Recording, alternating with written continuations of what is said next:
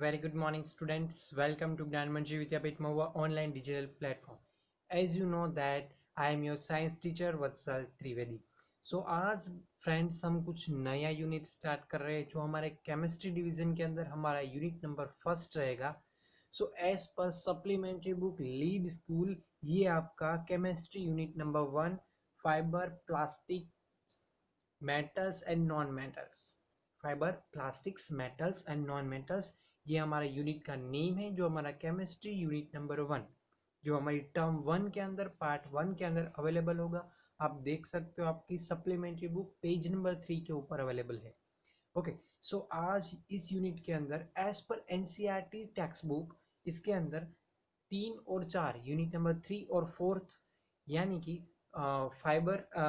Fibres and plastics, then metals and non metals ये वाला chapter as per lead school यहाँ पे 2 chapter का कॉम्बिनेशन है जो हमारा यूनिट नंबर 1 केमिस्ट्री सेक्शन के अंदर रहेगा. सो आज हम यही यूनिट के अंदर बात करेंगे. सो फर्स्ट थिंग फाइबर्स के बारे में हम लोग पिछले साल क्लास 7 के अंदर सीख चुके हैं. इजीली आप सबको मालूम होगा कि फाइबर और फैब्रिक्स का यूनिट हमारे साइंस के अंदर क्लास 7 के अंदर आ रहा है. सो सेम है बट थोड़ा बहुत डिटेल इसके अंदर हम जाने वाले हैं. बाकी ये यूनिट बहुत ही ईजी और काफ़ी सारा इंटरेस्टिंग यूनिट है. सो प्लीज़ केयरफुली आप पहले से ही सभी वीडियो ध्यान से देखते जाना और सब कुछ मैं यहाँ पे आपके साथ डीपली आपके साथ डिस्कस करूँगा क्योंकि आपको इजीली समझ में आ सके. Clear? So let's start the unit number first on chemistry session fibres plastics metals and non metals. So आज हम फर्स्ट डे हमारा होगा फाइबर्स के ऊपर. So FIBRES fibres. So what is the fibres उसके बारे में हम बात करेंगे. First of all which fibers is used to make this object it is obtained from plants or animals. यहाँ पे आप स्क्रीन पर आप अपनी देख सकते हो कि एक आपको दिखाया गया है वुलन स्वेटर. ये हम विंटर के अंदर ज़्यादातर पहनते हैं. तो वो किस फाइबर में से मिलता है और कहाँ से हमको मिलेगा वो पर्टिकुलर फाइबर, उसका मेन सोर्सेस क्या होता है वो हम देखने वाले हैं. ओके सो फर्स्ट उसके फाइबर क्या होगा, वुलन स्वेटर का फाइबर क्या होगा और उसका सोर्स क्या होगा. सो here the answer. The woolen sweater is made up from the wool fibers and wool fibers are obtained from the sheep. यानी कि एनिमल में से हमको ये फाइबर मिलेगा. ये हम छोटा सा रिवीजन टाइप आप लोग समझ सकते होगे. तो ये हम पिछले साल हम एक्चुअली ये सब कुछ हम पिछले साल क्लास 7 के अंदर हम लोग ऑलरेडी डिस्कस कर चुके हैं. So a woollen sweater is made up from the wool fibres. Okay wool fibers are obtained from the sheep. sheep में से wool हमको मिलेगा. Same it is next one. यहाँ पे आप देख सकते हैं घनी बैग्स. ओके सो उसकी फाइबर्स और सोर्स क्या होते हैं. So here the answer gunny bags are made up from the jute fibres. जो हमारे गेहूं की बोनी हम जिसको हिंदी में बोलेंगे.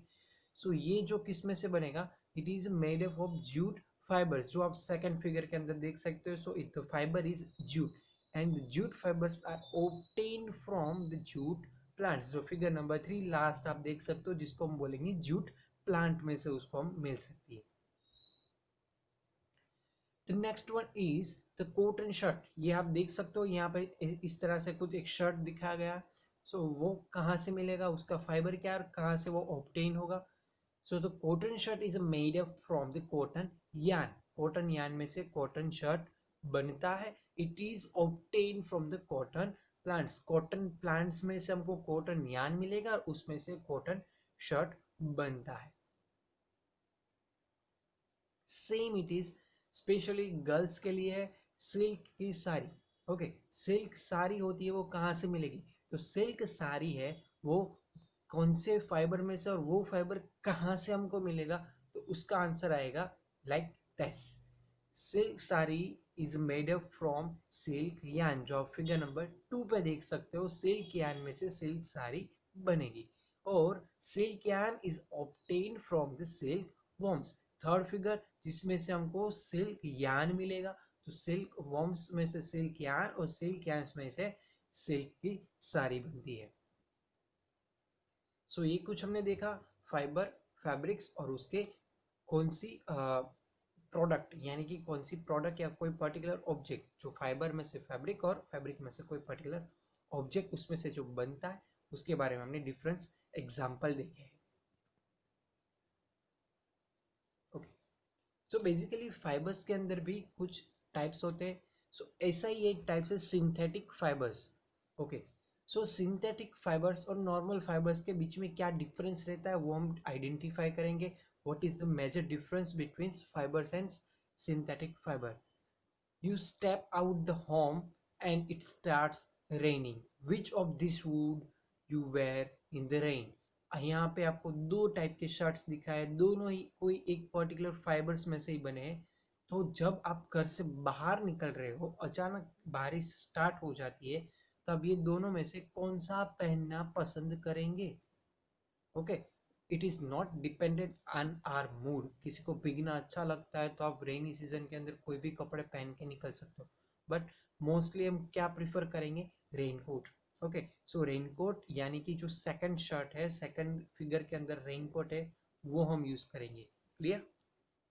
Yes, the rain we would choose the wear a raincoat as the as it is a resistance to water and would keep us dry। वो क्या करेगा, पानी से हमको रेजिस्ट करेगा, यानी कि पानी से, रेन से हमको बचाएगा, और हमारे इंटरनल जो क्लॉथ्स होते हैं, जो हमने रेनकोट के अंदर, जो अंदर की साइड हमने पहने, वो क्या करेगा, उसको ड्राई रखेगा। So what are the raincoats made up of. तो रेनकोट किस में से बने होंगे कि ये इस तरह सा मटेरियल हमारे ऊपर हम पहन ले तो अंदर का जो कुछ भी कपड़ा रहेगा, जो कुछ भी हमने कुछ पहना रहेगा, वो ड्राई ही रहेगा, वो गीला नहीं हो पाएगा। सो क्या उसके अंदर हम चेंजेस देख सकते हैं, वो किस में से बना हुआ है। So raincoats are made up of synthetic fibres. यहाँ पे हमारा टॉपिक स्टार्ट होता है, कहाँ से मिलता है, सिंथेटिक फाइबर में से रेनकोट बनता है।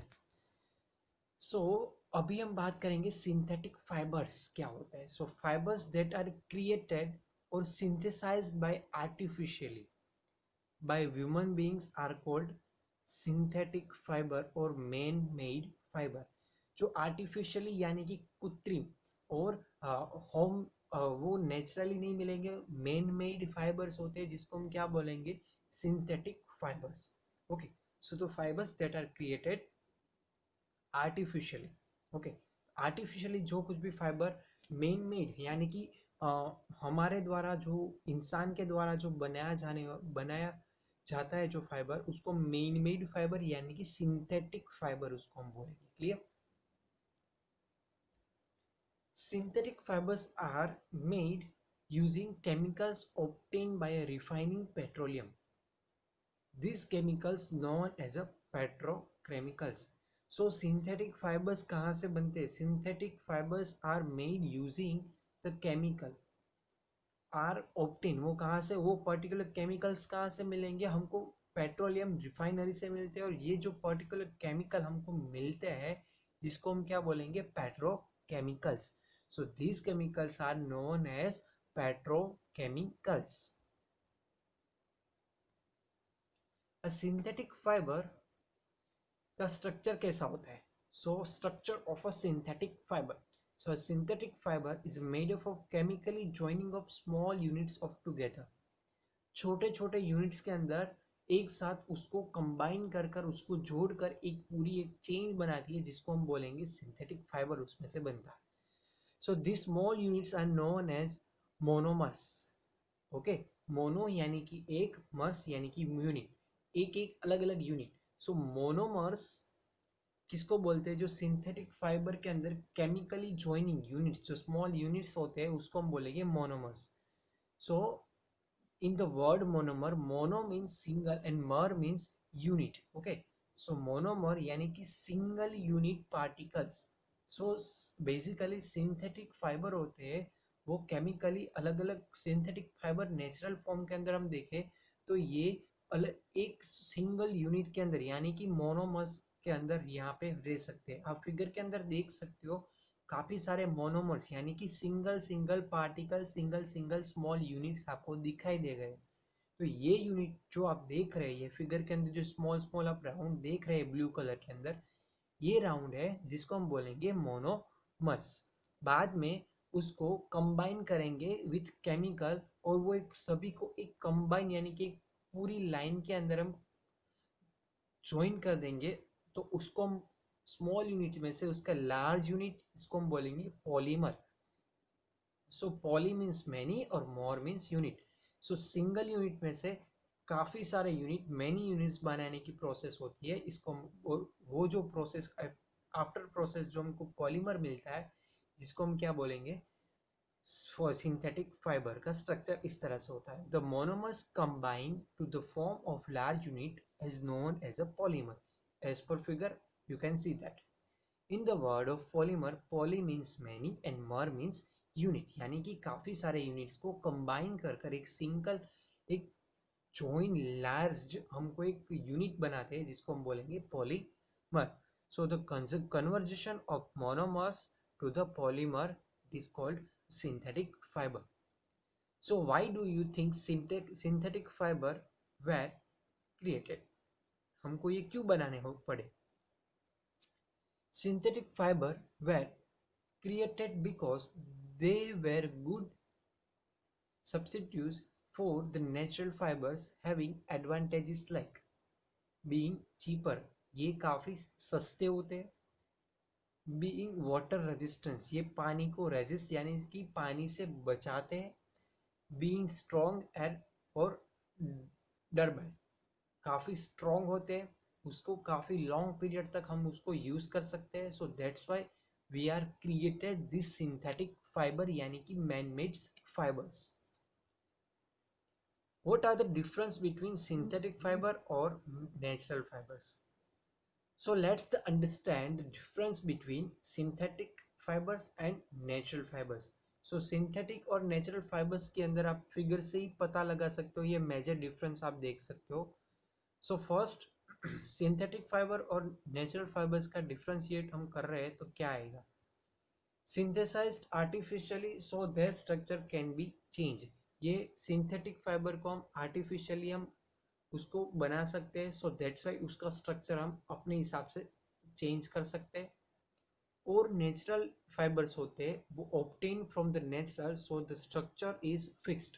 तो यहाँ पे स्ट्रक्चर कैसा रहेगा? एकदम फिक्स्ड स्ट्रक्चर रहेगा। Next one, cheap as they are made using the chemicals as a raw materials, वो कहाँ से मिलेंगे? सस्ते केमिकल्स में से ये बन सकते हैं। और expensive as they are made using the plant and animal source as a raw material, वो प्लांट और एनिमल्स में से नेचुरल सब्सटेंसेस मिलने की वजह से वो काफ़ी एक्सपेंसिव यानी कि काफ़ी सस्ता नहीं मिलेगा, वो काफ़ी एक्सपेंसिव मिलेगा। और उसके कंपेयर टू सिंथेटिक फाइबर है, वो केमिकल्स उसका रॉ मटेरियल्स होता है तो वो काफ़ी इजीली अवेलेबल हो जाता है, दैट्स वाई वो चीप यानी कि सस्ता मिलता है। स्ट्रॉन्ग एयर मोर डर्बल, वो काफ़ी सख्त और लॉन्ग पीरियड तक चल सकता है। और वीक एंड लेस डर्बल, वो नेचुरल सब्सटेंस है, नेचुरल फाइबर्स है, वो काफ़ी वीक रहता है। But the main point is the synthetic fibre is a non biodegradable, उसका डिकम्पोजिशन नहीं होता है। But the natural fibres are made up from natural substances, so that's why it is a biodegradable.